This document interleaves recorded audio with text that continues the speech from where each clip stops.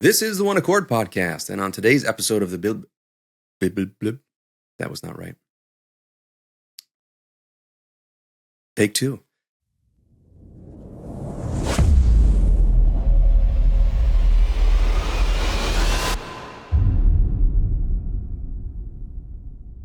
This is the One Accord Podcast, and on today's episode of the Biblical Theology Project, we're covering Exodus chapters 7 through 11. Here to talk about this piece of God's Word, again, as always, are Greg and Eric. Eric, how are you doing today, my friend? I'm doing well, and just for our viewers' knowledge, I did not get hit in the head by my wife with a frying pan, as was alleged earlier. I was actually praying in church. We'll leave the viewers in mystery of who it was that alleged that. Yeah. I was praying in church yesterday, and I had my head rested on my knuckle, and I guess I did that a little bit too hard. I was leaning too hard, and my knuckle made a red mark on my head. So I hope that's not too much of a distraction, viewers. If it's bothering you, just put your hand, in front of my face this episode, whatever you need to do. What makes you think that people don't watch the episodes like that already? Keep doing what you're already doing. Yeah. Anyway, it's good to see you. I'm glad you didn't get hit in the head with a frying pan. That sounds unpleasant. Greg, how about you? How are you doing today? Doing good. It was a rough weekend, but glad it's over. And rough weekend, huh? Yeah, car broke down, and all kinds of fun stuff. So, yeah, ready to just get to work, sit in my office, and be left alone by the. I didn't know if maybe you were experience a plague or something like that. No plagues. I don't have the knucklehead forehead thing going on. A knucklehead. That's good.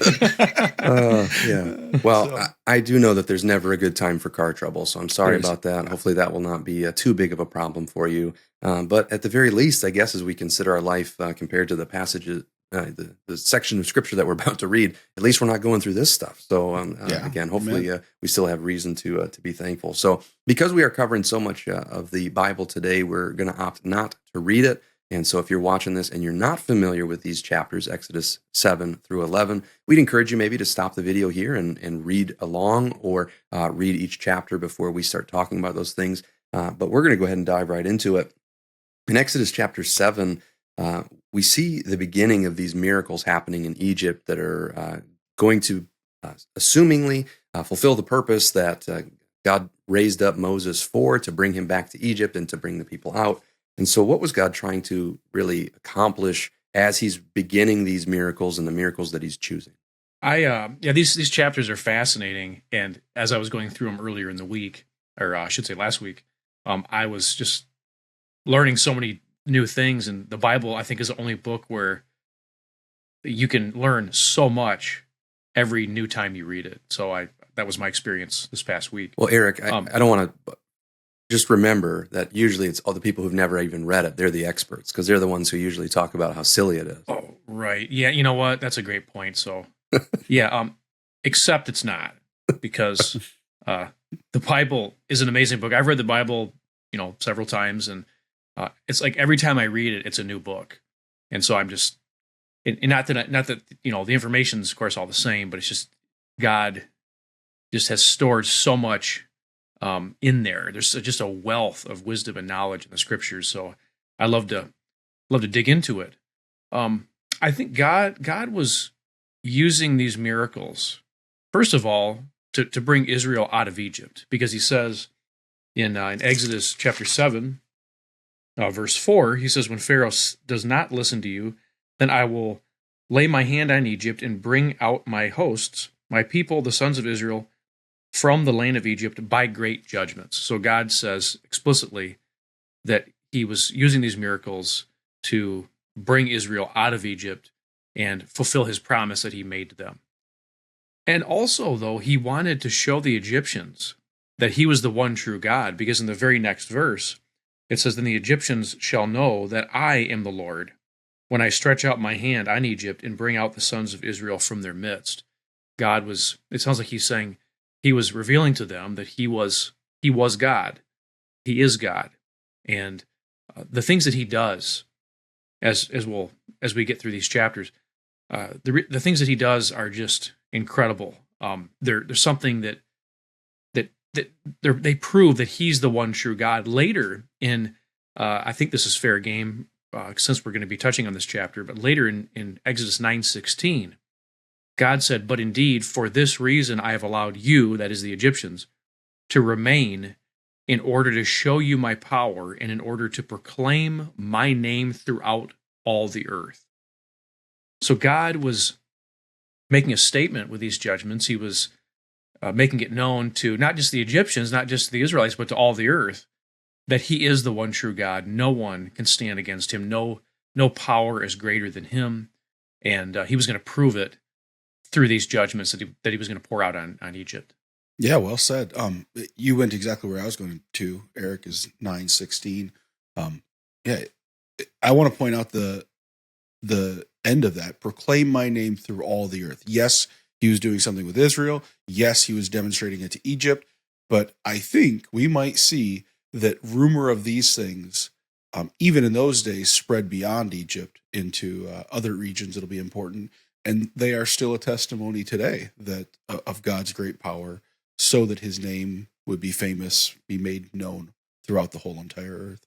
Well, this theme that you guys are picking up on, this isn't the first time we've talked about this, and God is remaining consistent. And if we think back to the judgment at Babel, people did not want to go into all the earth.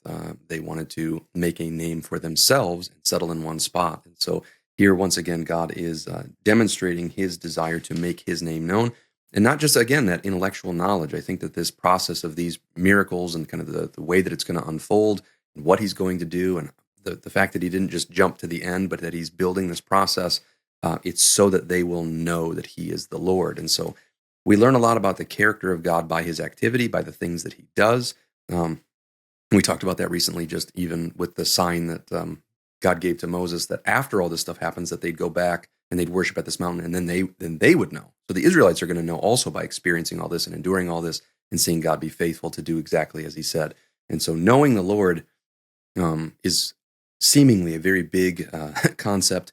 Knowing his name is important, but then also knowing the character that goes behind that name. Like God seems to be using that in that way. Does that seem fair to you guys? This theme has really been not just here, but it's been developing all along, and you guys both are hitting on it. So am I saying anything you disagree with, or is that a good summary of kind of the thoughts that you're laying down as well?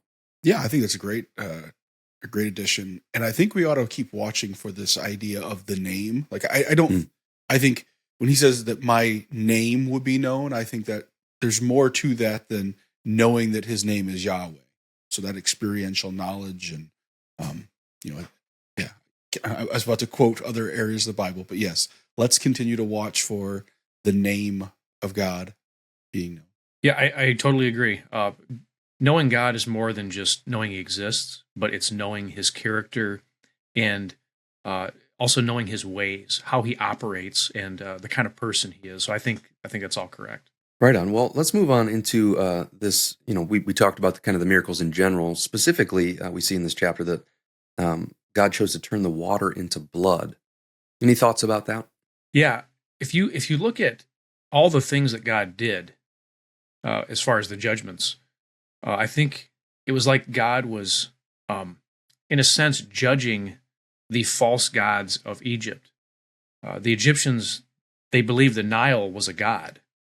And by turning the Nile into blood, God was demonstrating his power over this false god and the other false gods of Egypt too. God was saying, you think these gods are powerful. Well, first of all, they're not even gods at all. I am so much more powerful. And I'm going to prove my power by just, undoing everything that you think they're capable of.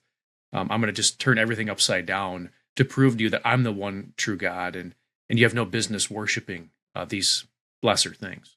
Yeah, I completely agree. As I understand it, each one of these plagues were a demonstration of God saying, I am, whereas your gods are not. And so demonstrating his power and ability over those things.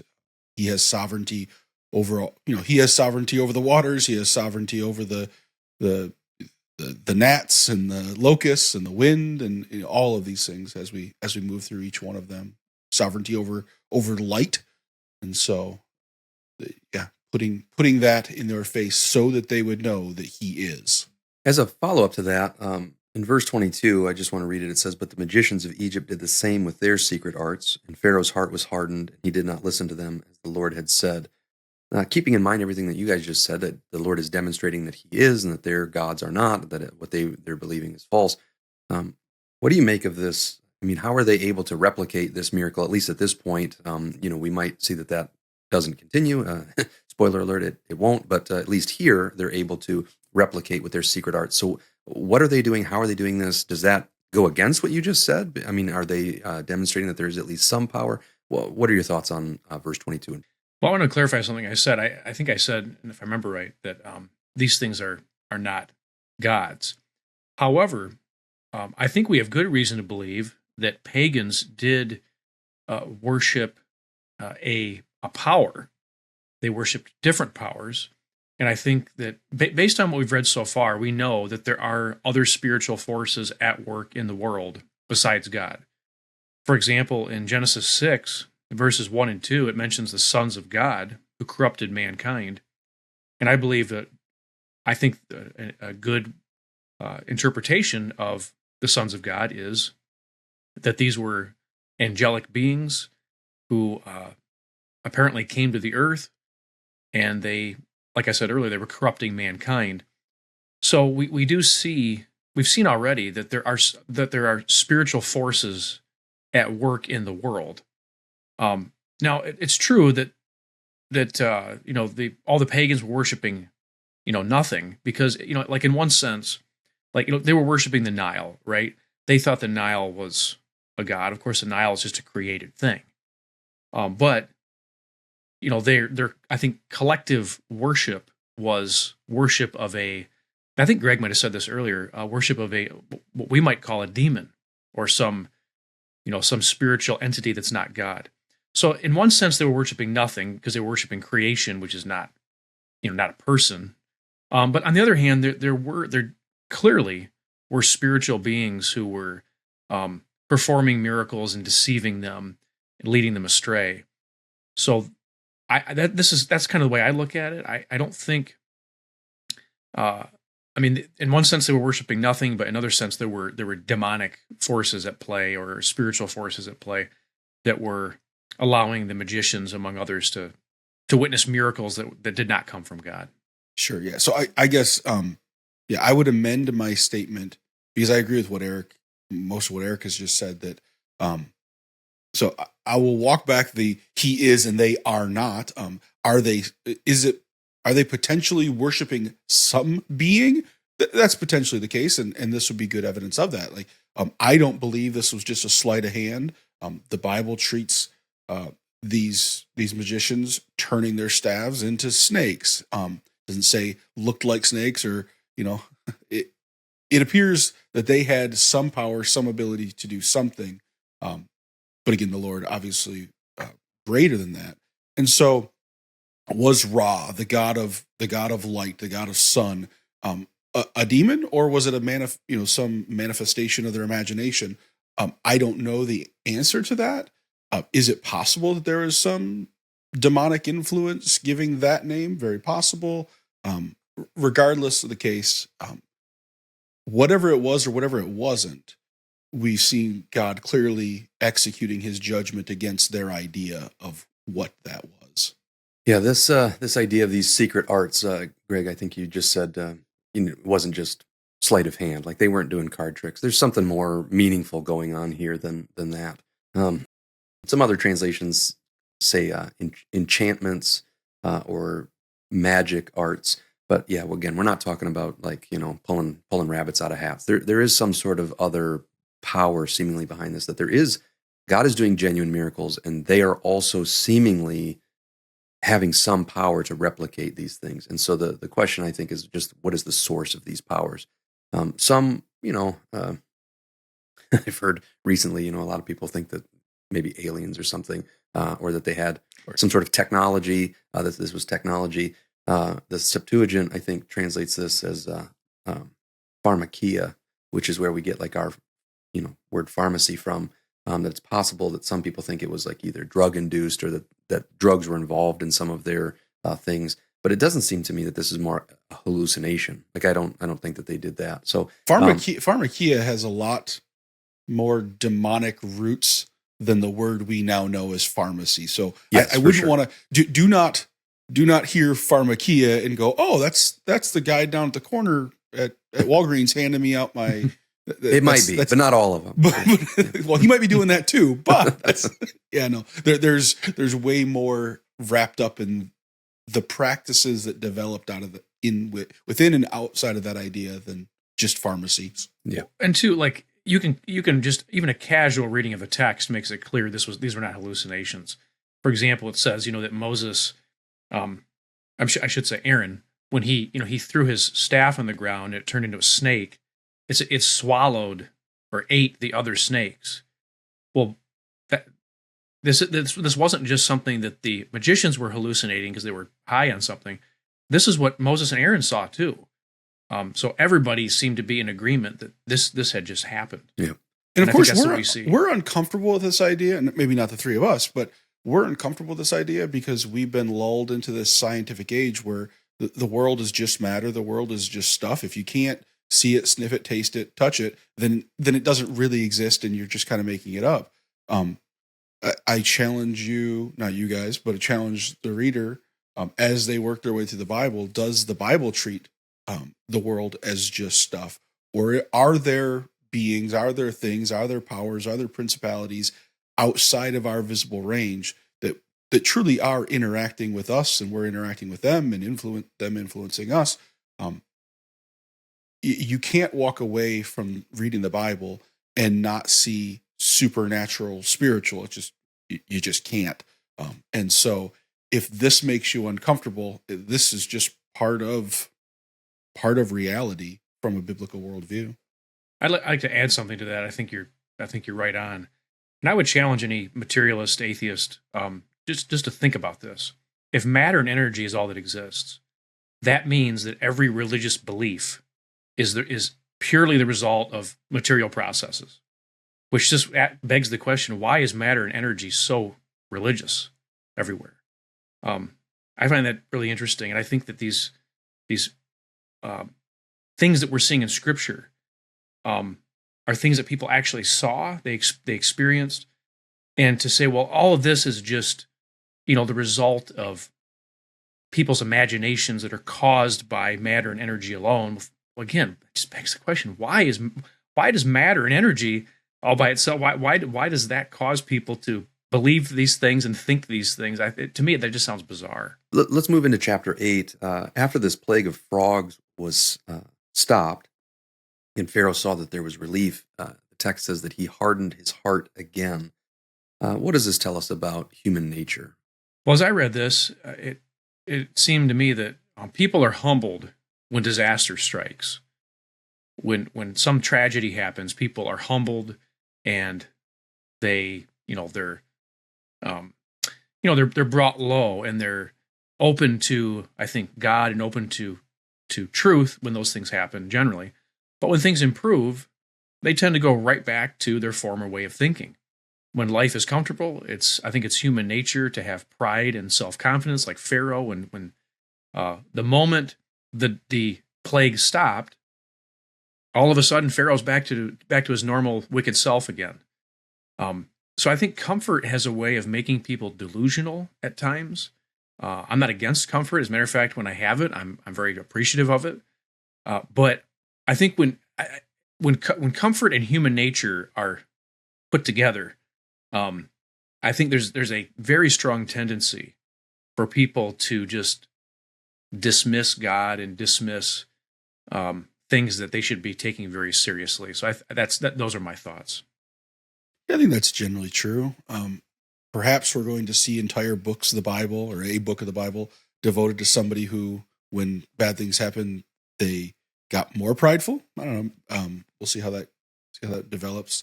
But I think you're generally hitting on a true thing.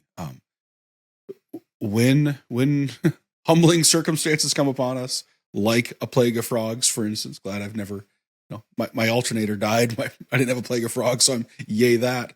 Yeah, I'll agree with you in general, though. I think that's wise. That's why maybe, you know what? I think out of wisdom, I'm going to just disagree with you. I think just about anything can give mankind an opportunity to exalt himself and to harden his heart and be prideful. Bad circumstances, good circumstances. We always seem to find a way outside of the influence of the Holy Spirit. It is interesting, and I don't know.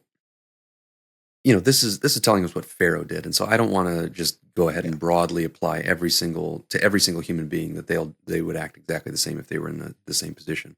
But I think generally speaking, that there is this human tendency that you're describing, Eric. I've seen it. I agree with it.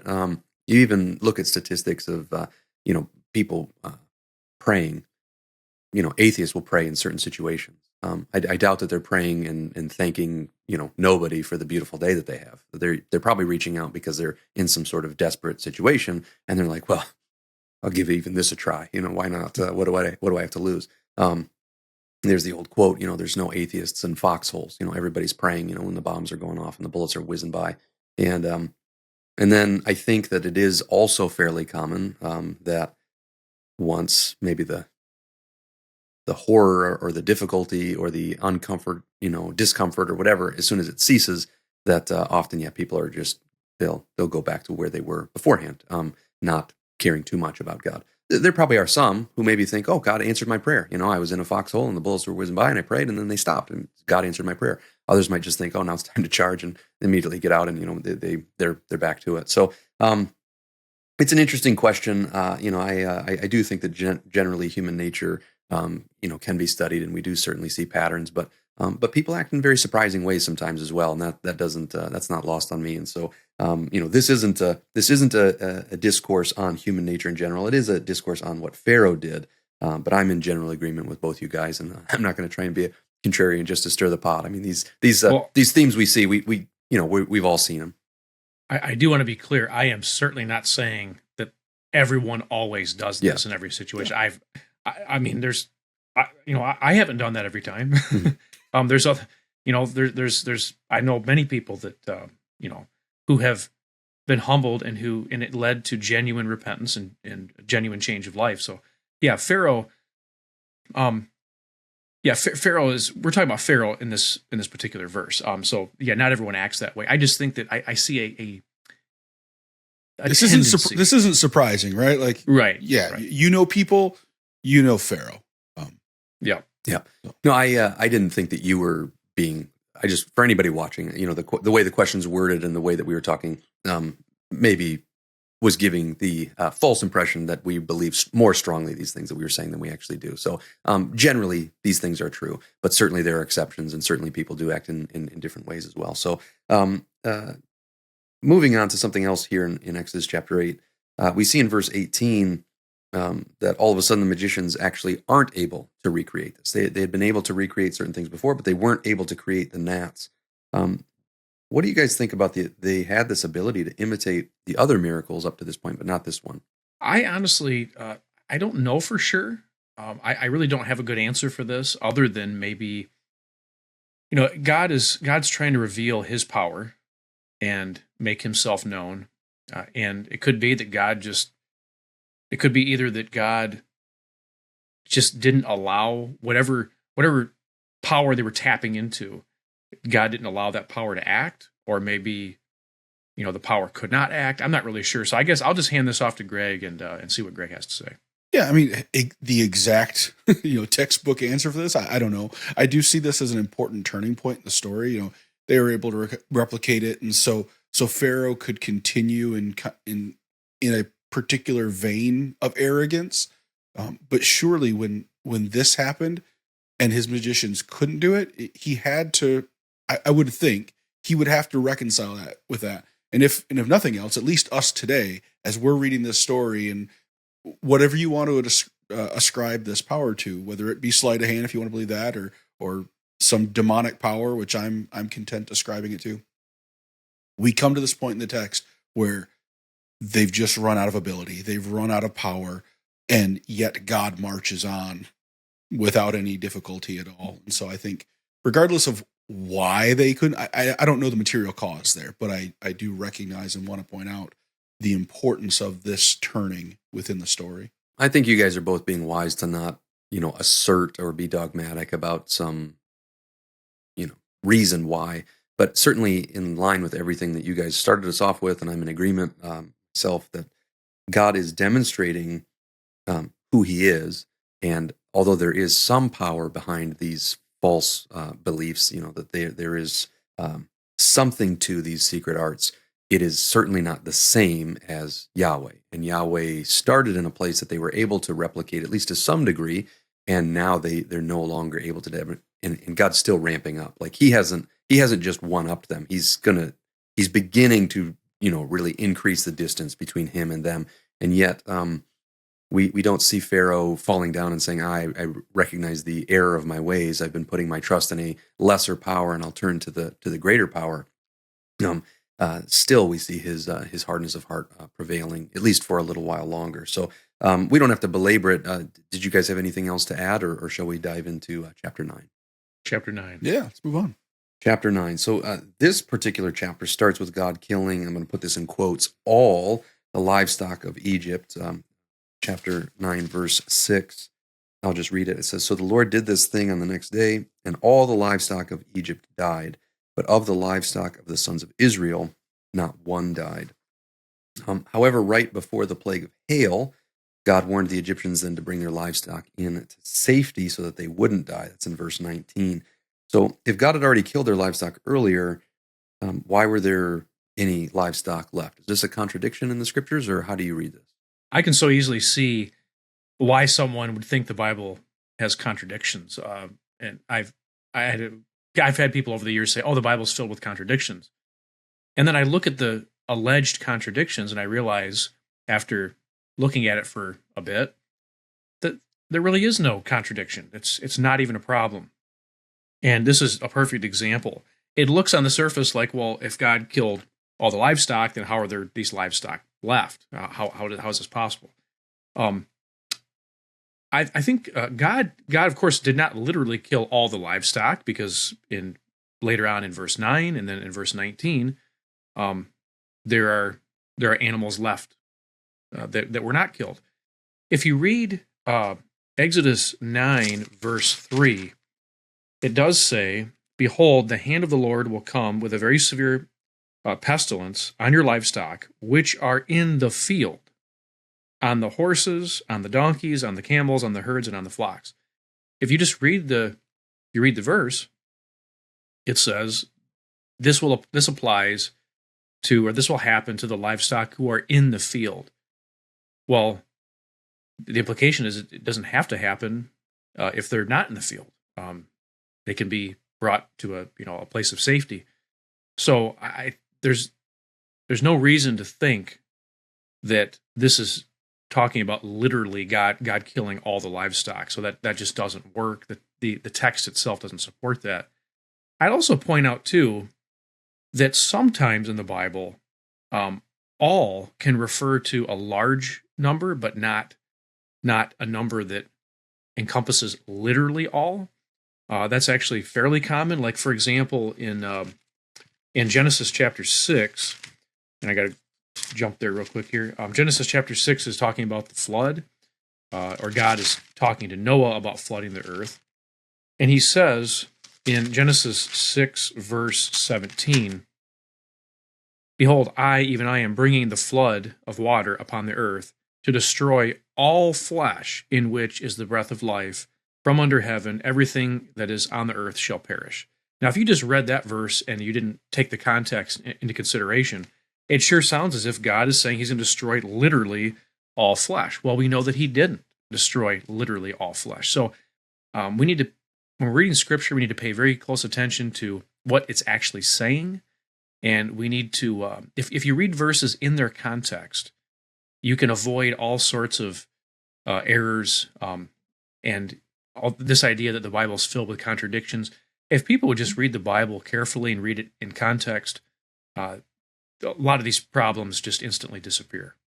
Yeah, I think all those things are good things to point out. And I would hammer on contextualizing all, understanding that we even use this in the same way. I'm not thinking of a good example right at the top of my head, but we're definitely going to see all of something being discussed much later in our biblical theology project, as I'm thinking of verses that pop into mind about all. But when the author says all of something, does that mean every last one, or does it mean all of a group of something? And so, you're pointing out that all of them in the field, I can that makes sense to me.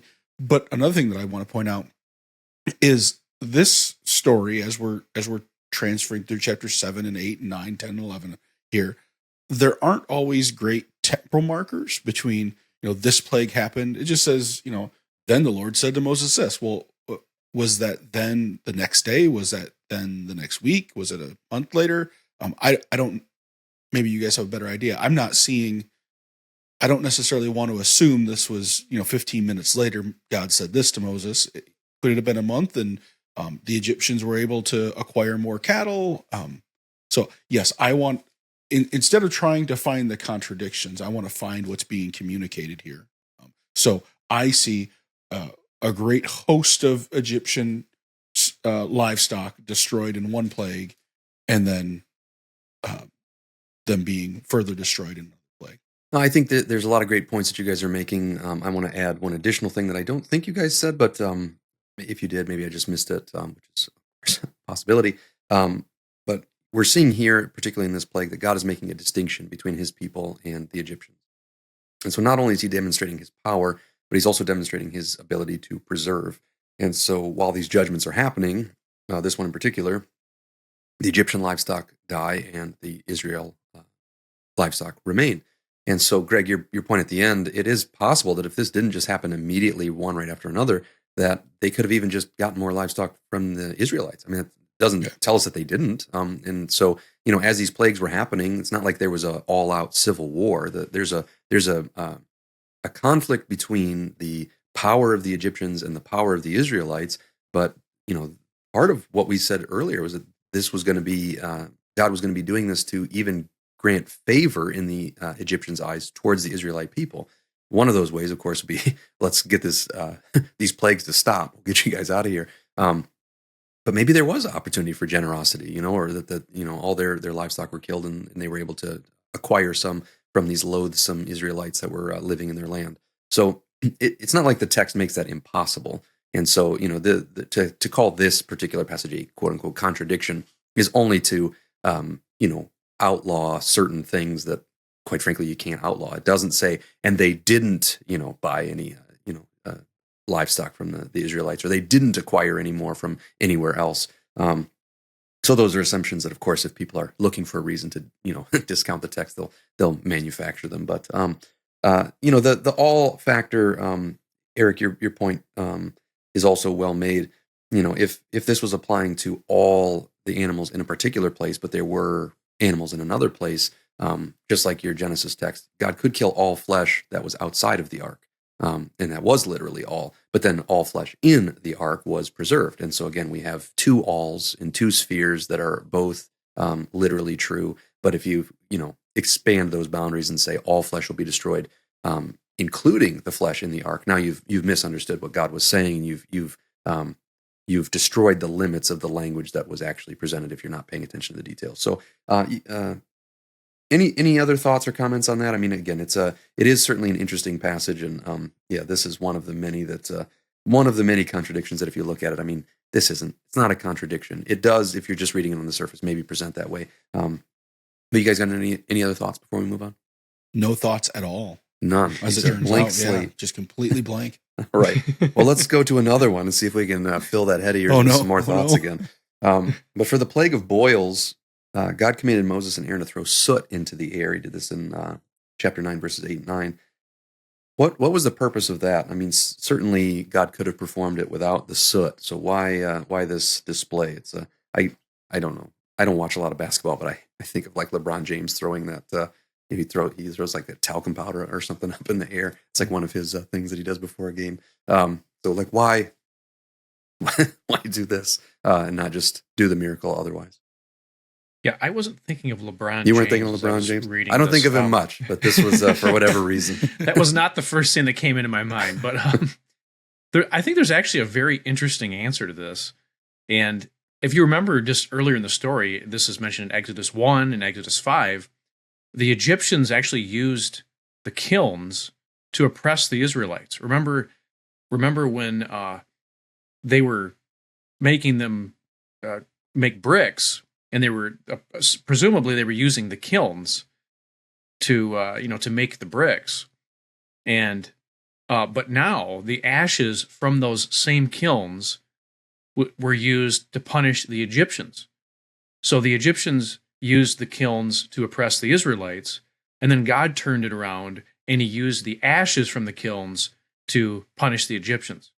So we see that what Egypt did to Israel earlier on in the story, they're being paid back for by God. So I just found that, I thought that was a very compelling answer, and I had to read a little bit, read some other things to come up with that. So that wasn't totally mine, but I think that seems like the most reasonable explanation to me.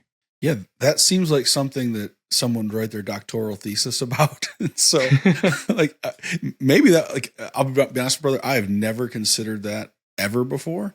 That very well may be. Too bad. Yeah. Well, I don't know. Maybe. In my mind, this is God. You'll have to get me a demerit for this. It's fine, whatever. This is God using Aaron in the same way that he'll use the apostles later to perform miracles. Demonstrating that by the hand of this messenger of God, these things are going to be done. This, in my mind, this validates Aaron's authority to speak, and Moses' authority to tell Aaron to speak, demonstrating that by these messengers, according to this power, that their message is true, is the way I read the text. Both points are very interesting. Eric, like Greg, I'd never heard that before, and I do think it's interesting. So I appreciate you throwing it on the table. My initial thoughts are much closer to what Greg has said, just because I'd literally never considered the other idea before. And I think this is one of those fascinating areas in Scripture. Again, we'll definitely see it, more and more as we go on. That certainly God doesn't need us for anything. That's true, and I imagine we'll see passages that will make that very clear. God doesn't need us. So anybody who has such a prideful thought to think, "Oh, God needs me," or somehow God's not going to be able to accomplish His purposes without me. If I don't throw this soot in the air, God can't work. Give me a break. Of course He can. No, He doesn't need you. But at the same time, when He tells you to do something, it does seem to indicate, like this particular plague, if they didn't throw the soot in the air, that probably wouldn't have happened. That God was choosing to use this particular agency, this human instrumentation, to invite them into the process and to validate them, just like you were saying, Greg, to validate this is the one that I've chosen for this purpose. I've endowed them with this power, and you should pay attention to what they're saying. That when we see the hand of God acting, this is also the voice of God. This what they're speaking. You should be paying attention and taking heed to this instruction. But it's a neat thing that God does seem to want this relationship with human beings. And does He need us? No, but He, for whatever reason, wants to involve us in His purposes and plans. And so for anybody who kind of flops to one side and goes, "Well, God doesn't need us to do anything, so I can just disobey everything," He said, no, God does work through the agency. And so when He tells us to do things, we ought to do the things that He says to do. And I guess I would, if the soot wasn't taken and thrown, regardless of whether it was, particularly because of the kilns or whatever else, do you think the boils would have happened? Would God have just, brought the boils anyway? Or, it's an interesting thought. When we see miracles that He tells Moses or Aaron to do something, if they didn't do the thing that He told them to do, would God still have acted, or would it gone a different way? It's I don't know if you guys ever think about that, but it's interesting to me to think of what if He didn't? What if He, just said, "I'm not going to do that because God could do this anyway. I'm not going to stick my hand in there and grab this soot," or whatever. You ever think about that? Sure. What if the apostles didn't go out and share the gospel? Sure. I believe that God is going to find a way. If Aaron and Moses hadn't hadn't been obedient here, would he have found another way? Yeah. Would it have been boils? I don't know. That's kind of a few what ifs down the chain. But I have no problem believing whatsoever that God, if Moses and Aaron had rebelled, God would have just done this another way, or compelled them to do it his way. Well, I think he did kind of compel them. Think about how dumb it would be to disobey God after all the plagues he's already carried out. Like, God, you just did several plagues here. Boy, I don't know if I want to obey you right now. Well, yeah, like, I'm sure the fear of the Lord is on here and do exactly what he says. Yeah. Or and I know that's not what you were saying, but I'm just saying, like, if God had done a certain amount of plagues up until this point, and I'm sure that Moses and Aaron were probably pretty convinced that they should pretty much do anything God told them to do. Now, let's see how long that holds in Aaron's case, right? No, that's true. Now, so I'm not going to give anything away, but the rest of the story is somewhat shocking, what happens. But I want to say something about, you had said, could God have done this another way? God could have caused these boils in any way. He could have just batted an eyelash and caused them to break out on people. I think, though, that when he says, grab the soot, throw the soot in the air, I think there, at least it seems to me, like a very specific reason why it was the soot they were to throw up rather than just dirt or something else. So it seems like it was meant to maybe symbolize something, or it was meant to, I think, maybe get the Egyptians' attention and show them. And I have no problem believing, like, if I get to heaven someday and God goes, Greg, you completely missed my, like, God, my limitations. You should have pointed that out in the text for me a little bit. Maybe that was obvious to the Israelites in the day. Don't hear me saying that can't be the case. A symbolism that deep, I would hope that Moses would have drawn a little closer textual connection to that, instead of needing to go back a few chapters and remember that they made bricks and the bricks were fired in kilns and the kilns probably produced soot. That just seems a few connections further away than to be immediately obvious to me. So, sure, but you also weren't the one laboring at the kilns either. So, amen to that, brother. I sure wasn't. So. Could be as simple as, again, the question, could God have? That's a question of ability. Of course, he could have. Would he have? That was the question that I was asking. He does seemingly have intentionality. Would he have been willing to do this if they disobeyed? But even just if you think about, grabbing these handfuls of soot, it would have been all over them. And so it would have been very, very messy for them. And yet it didn't have the same effect on them as it had on others. And so for anybody who maybe thought, like, even if he didn't get his hands all dirty with this soot, and then as he throws it up, now it's causing boils on you, they could have attributed this to something else. Like, oh, it's just a coincidence maybe. But I mean, his hands would have been so. Yeah, how do you throw soot in the air and not end up with soot on you? And how does he not end up with boils? Right? I mean, he was somehow preserved, and so once again, God is making this distinction between him, his people, and the Egyptians. So it could be just as simple as that. But it is, the kiln thing is interesting, Eric, and I really, I've never heard that before, so I appreciate that coming to the table. I'm not sure. I'd want to read the whole PhD dissertation, as Greg mentioned. So, you guys got anything else? We got one more question here from Exodus 9, but I don't want to move on if you guys have anything else to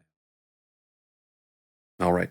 So verses 31 and 32, again, I just want to read these and then ask kind of what's the purpose of these. In the New American Standard, it's put as a parenthetical statement. It says, "Now the flax and barley were ruined, for the barley was in the ear and the flax was in bud. But the wheat and the spelt were not ruined, for they ripen late." Why? What's the reason for this parenthetical statement here? Well, so my thinking was, I think the verses they describe the damage done by the hail. The hail just happened earlier, and the crops were left for the locusts to consume during the next plague. So in Exodus 10, verse 5, it says. They shall cover the surface of the land so that no one will be able to see the land. They will also eat the rest of what has escaped, what is left to you from the hail, and they will eat every tree which sprouts for you out of the field. So it sounds like the first plague, the hail, did tremendous damage, but then God's like, well, I'm going to take it a step further, and now I'm going to send locusts on the land, and they're going to eat what's left over, so that you guys are going to be in very, very dire straits. So that's the way that I see it. Yeah, and if nothing else, it prevents the contradiction we were talking about earlier, right? With all, like, if someone was reading this and went, "Well, if it hailed and all the crops were destroyed, how come the wheat and the spelt wasn't ruined?" So this prevents the apparent contradiction. It also gives us some sort of temporal marker as to when in the year perhaps this was. I'm not sure how important that is, but yeah, I would agree with you. This answers the question, well, what were the locusts there to do if the hail had already destroyed everything? Yeah, just go back to verse 25, for example. The hail struck all that was in the field through all the land of Egypt, both man and beast. The hail also struck every plant in the field and shattered every tree of the field. And so, yes, this potential for contradiction for later is cleared up in this case. It also, Greg, you asked a question before about the temporal markers. I'm no farmer, but to know that something ripens late, it doesn't ripen in 15 minutes. So if the plants were destroyed and killed and then this other plague comes later, it does seem like there's enough time for these things to actually grow and then actually produce something of value that then is lost. And so, in agrarian culture, we rely on farmers. Even if you live in a city, you're still relying on farmers somewhere. And so if one crop is lost, you still have hope maybe for another one. But then to have that actually come and then be eaten away by the locust, what a devastating plague this would have been. And in order for that devastation to truly been felt, it seems like it needs at least a little bit of time. It probably wasn't the next day. It definitely wasn't 15 minutes. Exactly how long this was, possible that we're talking months. Months. I mean, that seems like that timeline is at least possible here. And again, maybe there are people who could comment below who have reasons to understand it differently than that. But this does at least maybe get us closer to answering the question that you had raised a little bit earlier in the episode. Any other thoughts on this before we dive into chapter 10? Nope. No. Again, no thoughts. No thoughts. Again, he's a blank slate, everybody. Yeah, I know we're moving a little quicker just because we have so many chapters, so I don't want to, again, catch you guys off. But let's dive into 10. In chapter 10, verse 1, God said that he had hardened Pharaoh's heart and the hearts of Pharaoh's servants. How do you think that God brought about this hardening? What does that look like? I mean, was he actively working to harden his heart, or is there some other way, a more passive way perhaps? What do you think about this, the process of hardening Pharaoh's heart? This really got me wondering about how exactly God hardened Pharaoh's heart, because either he's actively doing it, either he's working in Pharaoh's heart and causing it to be hard himself, or it's entirely possible that God was creating circumstances in which Pharaoh would harden his own heart, and because God was bringing about the circumstances, God could rightly say, I'm the one that's hardening Pharaoh's heart. So there's not really, I don't know. I don't think there's a really strong reason so far to think that God was just simply snapping his fingers, and the moment he snapped his finger, Pharaoh's heart hardened, as if it was like some direct cause. But right after God stopped the hail, Pharaoh hardened his heart. That's mentioned in Exodus 9, verses 33 through 35. So it's possible that God hardened Pharaoh not by actively working in his heart, but by stopping the hail, which caused Pharaoh to harden his own heart. I don't know. It's a possibility. I don't think God was necessarily the direct cause of Pharaoh's hardening, but instead maybe brought about the conditions necessary for Pharaoh's self-hardening. And if God's the one that's causing the conditions, then, God can rightly say, I'm the one that's hardening Pharaoh. I think it was chapter 6 where we read that God said, I'm going to harden Pharaoh's heart. Now here in chapter 10, God says, I have hardened Pharaoh's heart. Now, is God using circumstances and events in part to do that? Sure. But as we talked about in past episodes, I have no problem believing that God uses the means of the Holy Spirit to influence, to move people without saying that those people are being indwelt by the Holy Spirit. That the Holy Spirit can influence people, in this case, influence them hardness of heart. And so I have no problem, my personal theology, saying that this is God directly hardening. But at the same time, it seems clear to me that these events could also play contributing factors to that. I think it's important to note, and this conversation is very interesting, and certainly we can do a lot of speculating, and depending on what theological background we come from, or if we have a theological dog in the fight, so to speak, we might want to emphasize certain aspects more than others. I don't hear you guys doing that. I'm just saying, again, especially for the sake of our viewers, they might be shouting at the computer screen. Maybe they have a more systematically correct answer for this. But the fact of the matter is, we have seen the text explicitly tell us that God hardened Pharaoh's heart. He planned to do it, and he did it.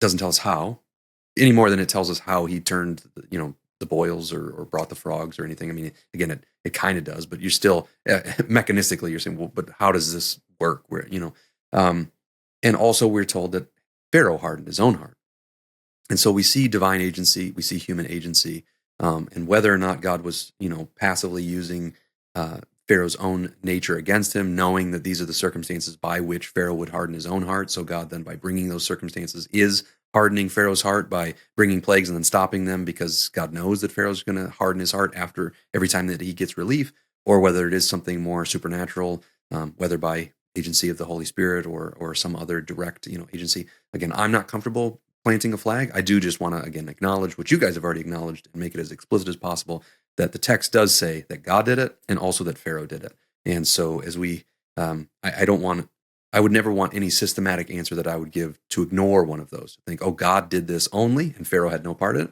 or to think that Pharaoh did it only and that God had no part in it. Either type of systematic that would be built that ignores one or the other is going to be a caricature of what these texts are telling us.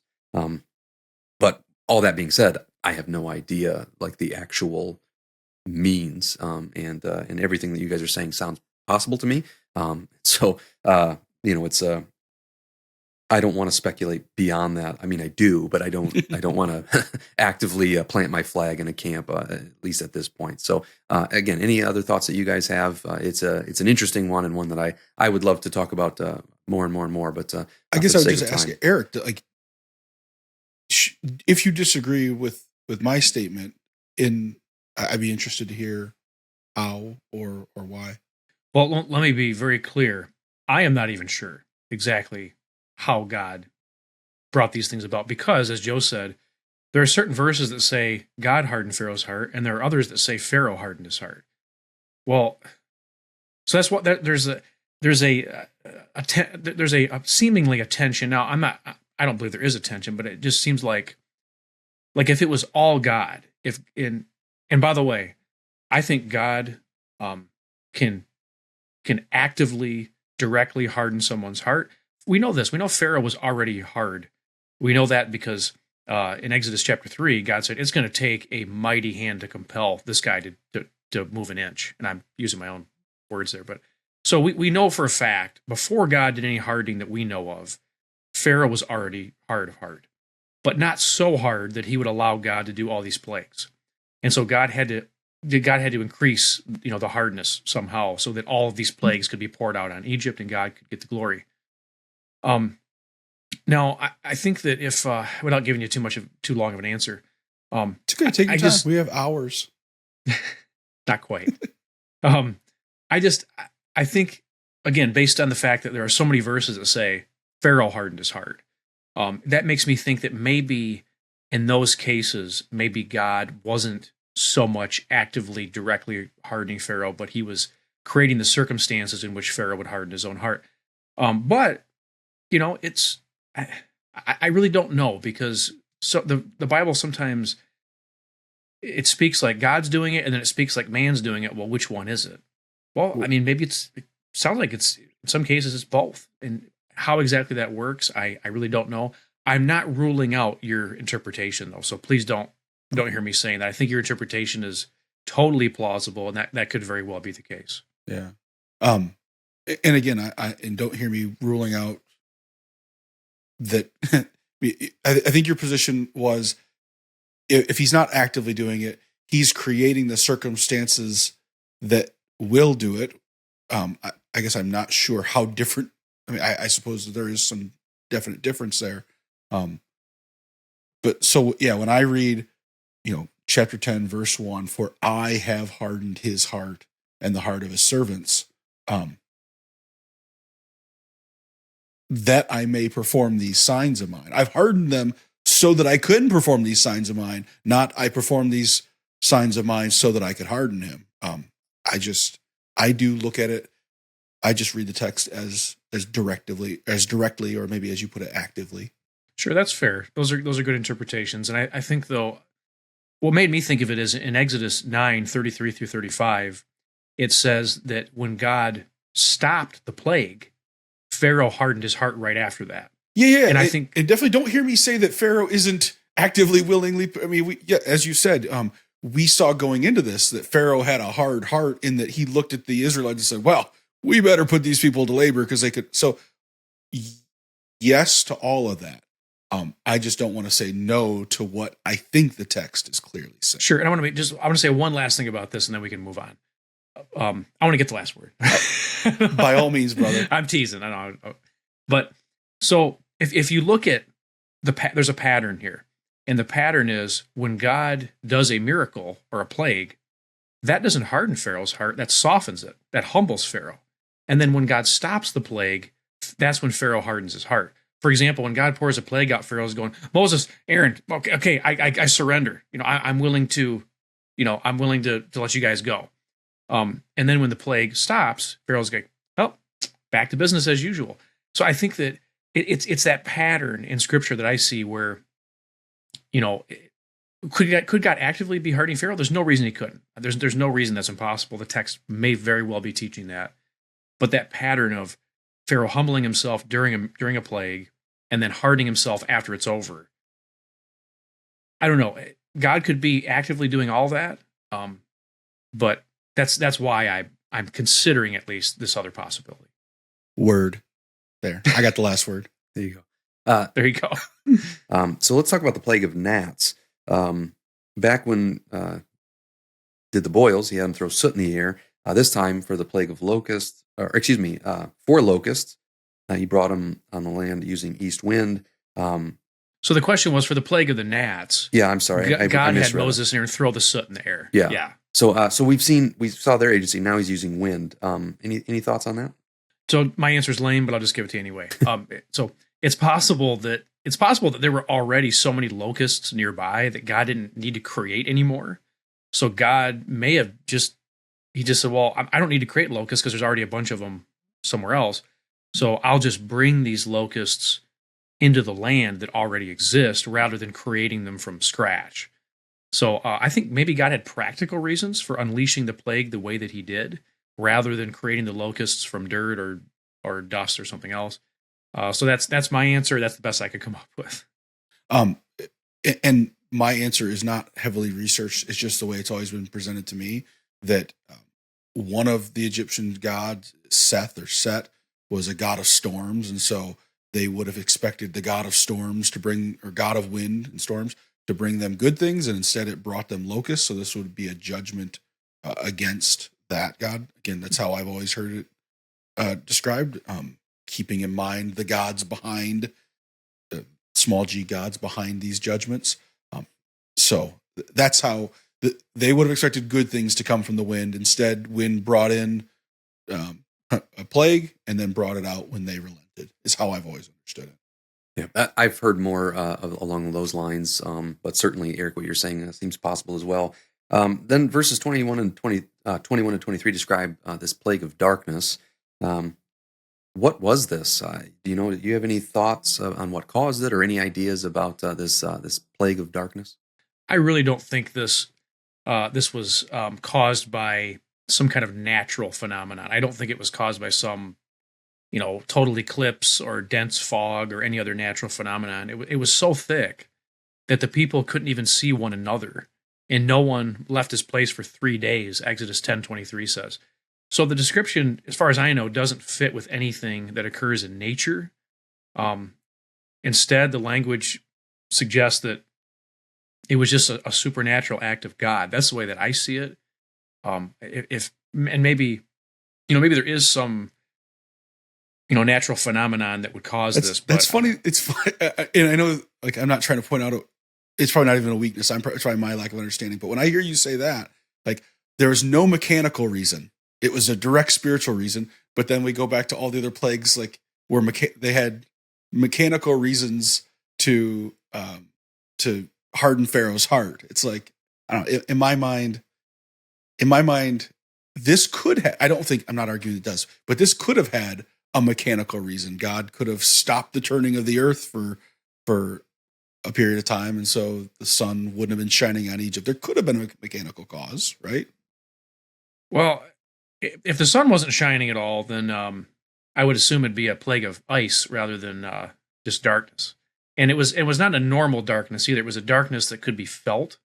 Yeah, is what it says. So I guess I'm trying to focus on the context. What the context is leading me to believe. But plus verse 23 says that the Israelites had light in their dwellings. So there is some distinction again. Fair enough. Yeah. Fair enough. So it seems like it was darkness specifically over Egypt. And I heard someone say, well, maybe it was just a sandstorm or something. But if it was then they would have known that. I mean, these people weren't stupid. I mean, they knew what a sandstorm was, and they knew this wasn't one of them. So it seems like, I don't know, the best explanation in my mind is that this was just some supernatural act of God that couldn't be, just like turning a staff into a snake. There was no natural mechanism that could do that. I mean, if we wanted some sort of scientific thing, God could have turned all the photoreceptors in the Egyptians' eyes off, for a couple of days, so they just can't see any light or something right. like that. I mean, I have no reason to believe that's what he did, but I mean, if you're looking for something that seems just as possible as a sandstorm, although they wouldn't have any idea why that is the case. And certainly, we might say that God does cause blindness to other people down the road, maybe. So yeah, it is interesting. But Greg, what thoughts do you have? I know you were at least interacting with Eric's interpretation, but Sure. You got any thoughts of your own? Yeah, no thoughts of my own. You just bounce off. Whoa. He needs thoughts from Eric. My contract specifically states I'm just going to pick on Eric. It is explicit. Yeah. As I was reading this question, I like the question. Good question. Made me think of a question I was asked one time in a Bible study. We were a group of guys met together and we were going through Genesis, and the question, I forget exactly how it was phrased, but somehow, like, when God said, "Let there be light," what is this? And like, kind of the assumption was it had to be the sun because light comes from the sun, right? Well, I think there's light that doesn't come from the sun, right? Like photons moving through the air. Or I have zero sun shining in my room right now. Yet there's light in here somehow. I have lots of light shining in my room, but yeah. So the mechanical reason, like, did God stop photons from doing their thing in Egypt for a time? I think that very well could be. The God who spoke light into existence could very easily hit pause on that light. So, and again, demonstrating his power, so far as I understand it, over the Egyptian god Ra, who was the god of the sun and therefore light in their. Makes sense. Well, let's move on to the last chapter. We got two more questions for chapter 11. In Exodus 11:2, the Israelites were told to ask their neighbors for silver and gold. Why would they do that? In Exodus 3:21 and 22, God said that Israel would not be leaving Egypt empty-handed. And he instructed the Israelites to ask the Egyptians for articles of silver, gold, and clothing, and then put them on their children. That's what he said in those verses. And in this way, they would plunder the Egyptians. And plundering is something a victorious nation does to a defeated nation. If my nation defeats another nation, we might plunder that nation. We might take their stuff, take their valuable items. So plundering the Egyptians may have been, and I'm just theorizing here, but that may have been a sign that Israel had, in a sense, defeated the Egyptians. And of course, they didn't do that on their own. Matter of fact, they didn't do that at all. God was the one who did that. But it could be that plundering them was a among other reasons, and there is another reason that is going to go beyond these chapters. Is it reparations? Reparations, yeah. That's what it is. Yeah. That's from our last episode, if anybody doesn't know what we're talking about.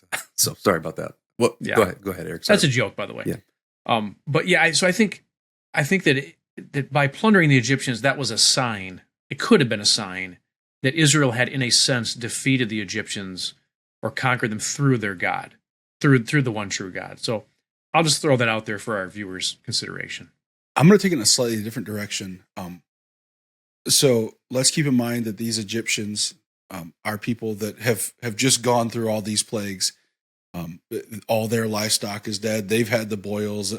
They've had the bloody water. And yet here God says, I'm going to give the people favor. The Egyptians are going to look favorably upon you.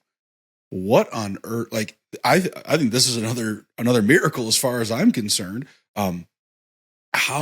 What reasonable, rational explanation would you have for going, oh yeah, these people who are causing all my problems, I'm going to shower them with silver and with gold. I think this is a demonstration of God working in the hearts of each and every one of them. So, yeah, 11:3 says that the Lord gave the people favor in the sight of the Egyptians. Furthermore, the man Moses himself was greatly esteemed in the land of Egypt, both in the sight of the Pharaoh's servants and in the sight of the people. So certainly this power and this conflict, my expectation would be if you lived there at this time that you would hate these people even more. I mean, it said that they were loathsome to them previously and they didn't like them heading into this, and now all of a sudden they have this great esteem. So the miraculous turnabout of affections is interesting to note. Our last question is a big one. We kind of saw everything leading up to this. So why did God kill all the firstborn of Egypt? And I guess even what does that look like? I mean, it says that, I'm a firstborn. So I would have died. I don't know if you guys are firstborns in your household. But it seems like, it tells us explicitly there wasn't a house that didn't have somebody dead in it. So why did God do this? What's going on? It was culminating and leading to this. So we finally arrived. Let's talk about it. I heard, I think it was maybe a month ago, an atheist scientist say that he tried reading the Bible and tried believing in God, but when he came upon this verse or these verses where God killed the firstborn of Egypt, he just was totally turned off, and any God that could do that was just a God he couldn't believe in and couldn't worship. Yet he's probably pro-abortion. Yeah. Oh, I'm sure. Yeah, he's okay with the murder of millions upon millions of babies. Anyway, but I was thinking about this and reading about it, and I think we have to take into consideration what's already happened in the story. These chapters, these sections are not meant to be read in isolation. They're meant to be read with the entire story.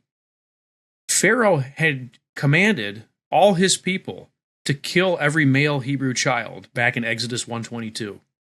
He tried to get the midwives to do it. They wouldn't do it. And so he later on commanded all of his people. He said, just kill firstborn, or kill the male children of the Hebrews. And we have every reason to believe they did. They were murdering Hebrew babies. And there's no telling how many they murdered. I mean, it may have been, oh my goodness, I mean, hundreds of thousands, millions. I mean, we don't know. We're not given a number. Anyway, they undoubtedly did that. And killing all the firstborn males of Egypt may have been God's way of punishing the Egyptians for their genocidal actions against the Hebrews. And I want to hasten to add that God's judgment on the Egyptians was actually less severe than Pharaoh's command. Because, remember, Pharaoh, I might as well just read the verse. This is Exodus chapter 1. Exodus chapter 1, and this is verse 22. It says, Then Pharaoh commanded all his people, saying, Every son who is born you are to cast into the Nile, and every daughter you are to keep alive. In other words, kill all the male children. Kill them all. But what does God do? God does something far less than that. He decides to just kill the firstborn of Egypt, not all the males.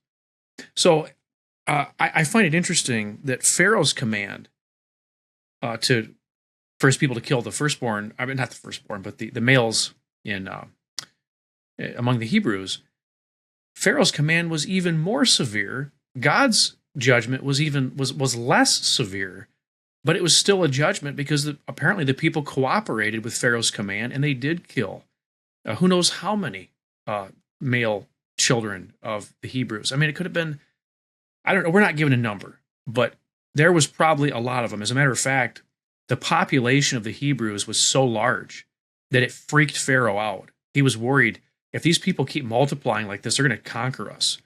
So apparently the population of the Hebrews was enormous. And yet, we see the Egyptians killing all these children, but God's judgment on the Egyptians was actually far less severe. So Pharaoh is the tyrant here, not really God. Yeah, as I read this arc, because we chose to read all of these chapters together because they definitely go together. And so as I see God systematically proving himself over and against every would-be God in their life, every aspect of life for that matter, we get here to the point of you don't have authority over your life, or better yet, the life of that thing you hold most dear, your firstborn. This is God saying, I am sovereign. Your own life isn't even in your own hands. I am God. That's the way I read it. This is the crescendo of I have authority, says the Lord, not you. Well, we'll let that be the last word for today. Not that a lot more couldn't be said. Of course, much more could be said. But if you have some more to say, why don't you go ahead and leave us your thoughts down in the comments below. But for the sake of time, we will wrap up our discussion there. And Lord willing, we will see you again in our next episode. If you haven't subscribed, go ahead and do that. Click that notification bell if it's not clicked. And if you like the video, consider clicking the thumbs up button to let YouTube know that you like this video. And maybe they'll share it with other people who can be edified by this discussion about knowing who God is and how he acts, and the power and majesty and even severity of his judgments, but the kindness of his grace. This God is worthy of being known. And so we hope that you know him a little bit better after this conversation. And we hope to see you again in our next episode. But until then, get equipped, obey your King, and glorify your God.